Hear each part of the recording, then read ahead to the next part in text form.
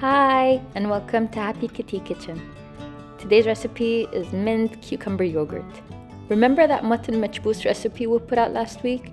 This is a great accompanying side dish for that mutton machboos.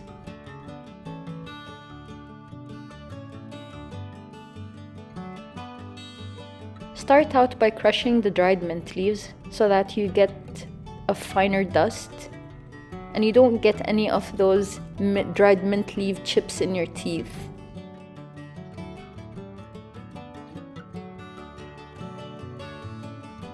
Then we're going to be mixing all the ingredients together, starting with the yogurt in the big dish, that's for serving. Then we'll have some grated cucumbers, put some salt in them just to dry them out a little bit and to flavor them as well.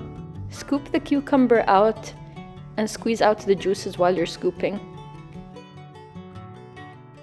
And gradually start adding in the dried mint. It's better to add a little at a time than end up with too much. Squeeze in some lemon juice, add in some more salt and mix. Don't forget to give it a taste and see if it needs anything else. And it's ready to serve. Thanks for watching Happy Kitty Kitchen. Have a great day. Bye.